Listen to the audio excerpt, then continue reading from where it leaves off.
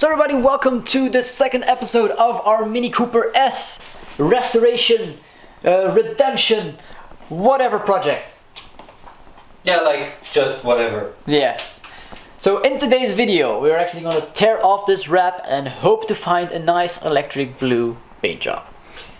I really hope we don't find anything too bad, because hopefully we don't find rust, we don't find any like bodywork underneath that's not been painted. But we're just gonna... yeah, we're gonna start. Let's just get started.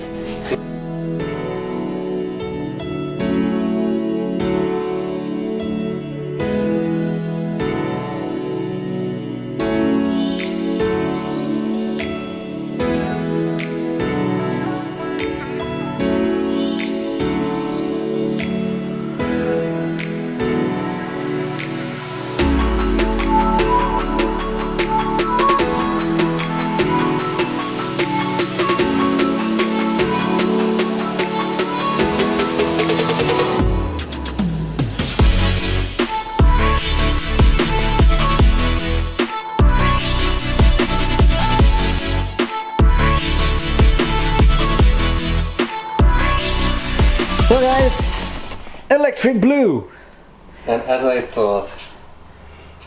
It looks so much better, dude. No, it was...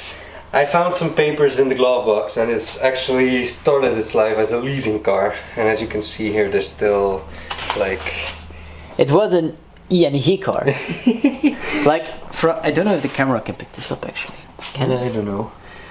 You can see here was Cooper S. And here were like stickers from the company. The company was called E&E, which is a local bank here. I don't know, no, the camera's not picking it up. Yeah. Over here you can totally tell it was Cooper S.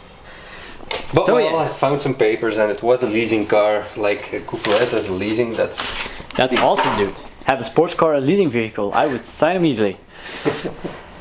But yeah, so that's your original color. The tailgate is in very good condition, except for, I think when he tried to remove the emblem, he scratched the paint up pretty bad over here, which is a bit of a bummer, but it is okay. First question to the boss. Can I take it to the track? It's a total lease car, never been tracked, only on the weekends. So yeah, one panel down, like the whole rest of the car to go.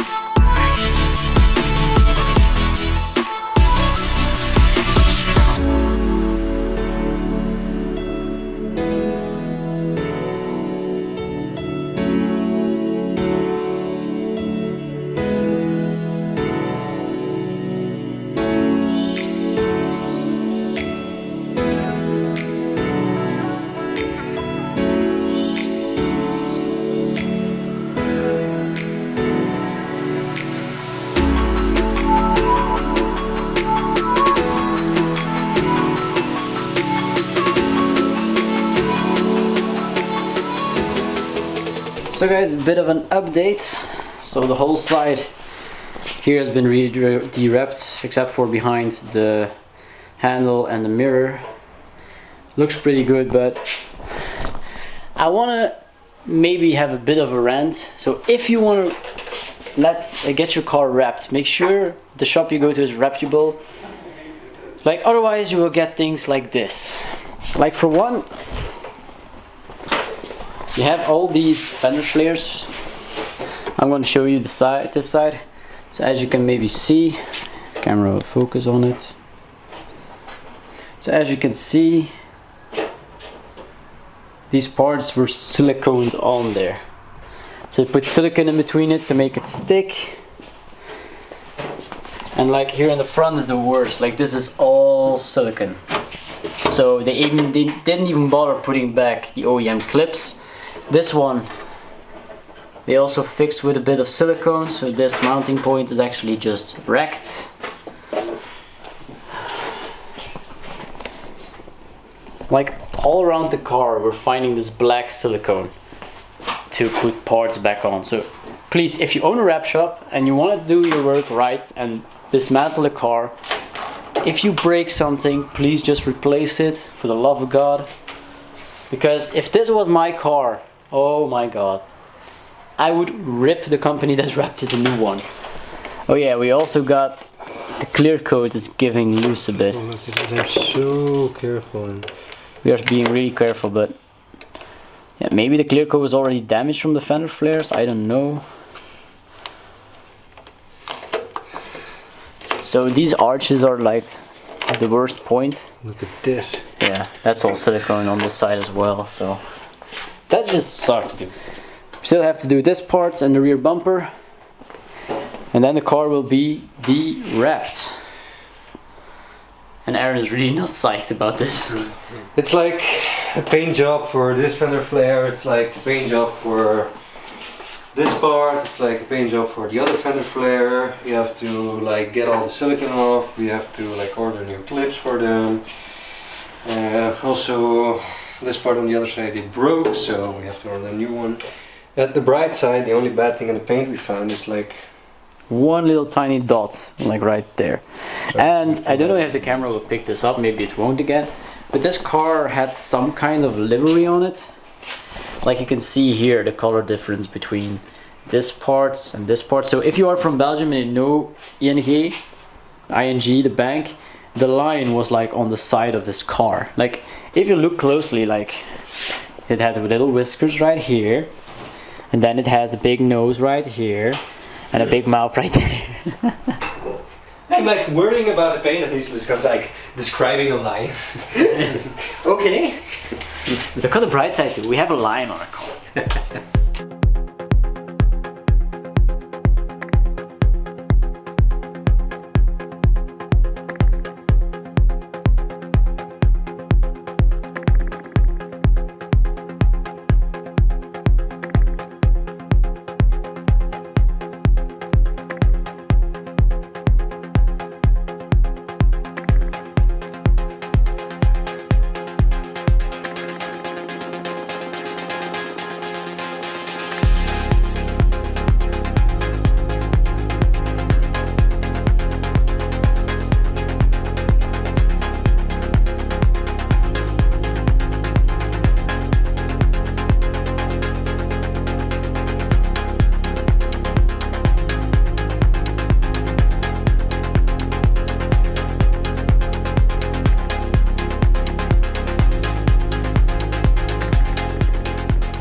And after a little while later, we have a white roof. And it looks to be in pretty good condition. It is. So guys, we just put the battery on the Audi so you can open the trunk to take off the rear bumper. And Aaron says that screens work, but I don't see anything. Yeah, but like if you put them on, it's just an empty video. If you put source, like whoa, so we they have work, screens. but there's just There's nothing. no input. And this thing is like keeps doing stuff. You know what would be fun? What? If you take a PlayStation and put it on, like play the back of our Mini. Yeah. PlayStation 2 or something. I still have one. We can definitely do that. 3. And this one, I don't see. And the chassis has how many? 221,000. Yeah, he said like 227, so it's better. Better than expected. Yeah. And Do the speakers work? I don't know. I'm gonna put it on the radio. The speakers work, kinda. The rear ones work really well, but the fronts are, the passenger side is just dead, and the driver's side works a tiny bit. Would you say? Yeah, like a really tiny bit. Really tiny bit. So actually, because the car booted up and we saw everything come on with the Audi connected, we thought maybe the battery would take a charge, and it did. So now we put actually the charger, we laid the charger on the battery, and we are actually kind of hoping that we can start this car and maybe like drive it down the driveway. But for Yeah. that we first need to change out the belt. So now we jacked the car up, took off the front wheel so we can actually take out the fender liner so we can access the belt and try to swap it. And fingers crossed that this guy that we sold the car, we bought the car from, actually gave us the right belt. But from our research it should be, so let's just see if we can install this belt.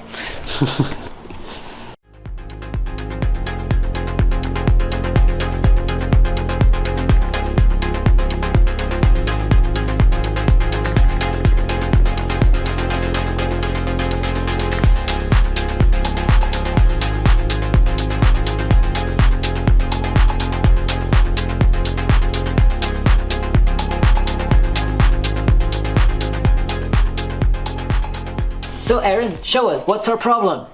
Well, it has like I think it's a coolant leak because the coolant was like Yeah, so you empty. see a little pedal. But We thought it was oil, but it has no coolant, so...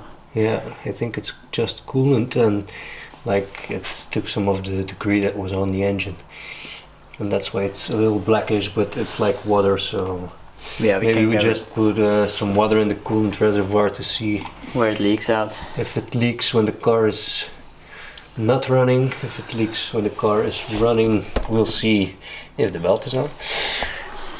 But we have to address the coolant leak. I hope it's nothing Major. bad. And how about this belt? Yeah, well, this belt is like, Light from yeah, it's above? worn. Yeah. Yeah, So yeah, it's pretty bad. belt kind of disintegrated, so Yeah. it's missing a few ribs. It's like charred all up the side. We're gonna need this. Needs replacing ASAP. Yep. Well, Aaron, what did we just do for the last half an hour?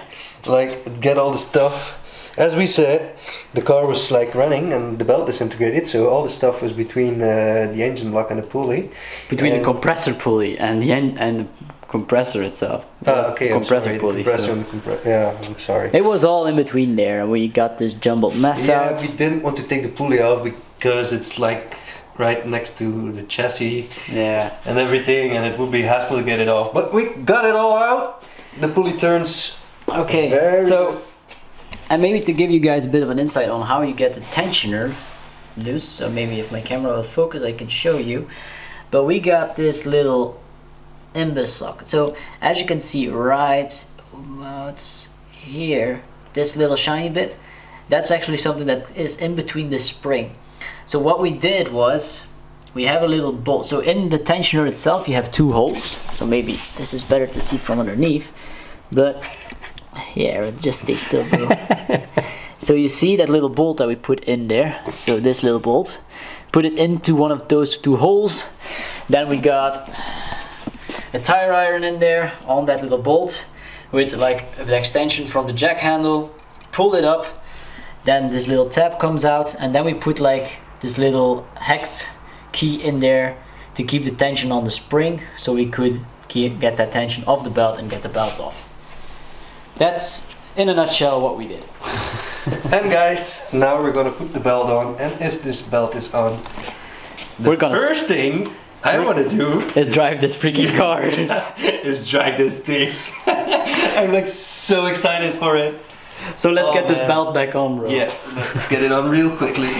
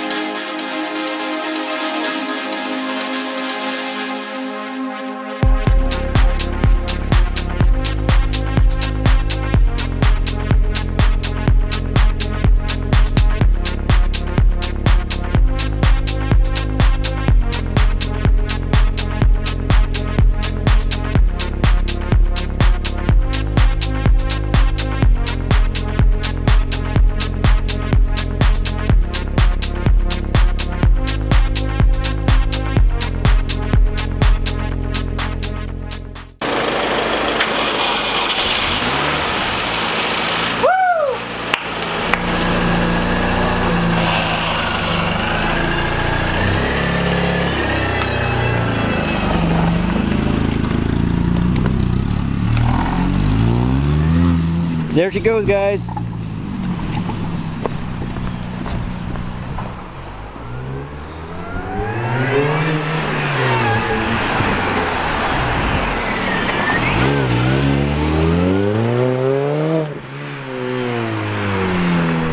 Sounds epic. How was it? First 100 Yeah, meters. this thing is a damn beast. I mean, the previous owner said us that there was some upgrades on the car, like the pulley and everything. And I drove it now, and it's really a big difference. Than a stock one. Yeah, than a stock. Because you have driven 2 stock compresses in. No, I just had one diesel, and then I had one with a your grey compressor one. also, my previous one. And then I drove for I don't know how long, a week or two, Yeah, something like that. But this is out of control. Well, the engine seems to be pretty healthy, unless apart from a little whine that's coming from reaching the idler tool. So maybe the idler is going out. Yeah, I don't know. So engine-wise, everything seems to be cool. We just need to check if the coolant that we put in is still there. This one's broken. Yeah. This one's not really keeping any tension on it. All in all, it's good engine. Gearbox works, clutch works. so that's a big relief. Well, we have some lights on. Yeah, we do have a few lights. So I think this is the coolant or the brakes or something. No, it's the tire pressure monitor. Tire pressure, okay. Yeah. So we got tire pressure, we got something airbag related. Yeah, airbag related. Maybe it's just your seat belt, I don't know. Yeah. Handbrake is constantly on and the ABS light is on.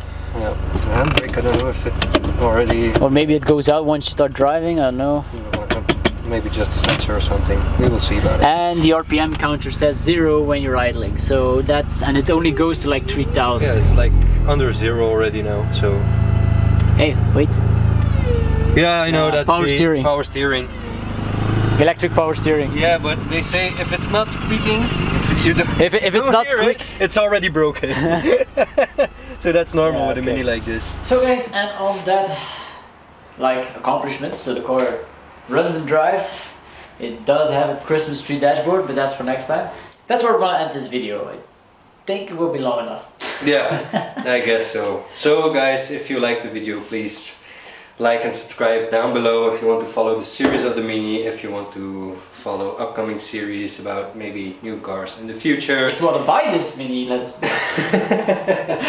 No, but all kidding aside, we got a lot accomplished in 2 days. Yep, 2 days. And yeah, we'll see you all in the next one where we're gonna continue fixing up this car. So, Bye, thanks guys. for watching. Bye bye.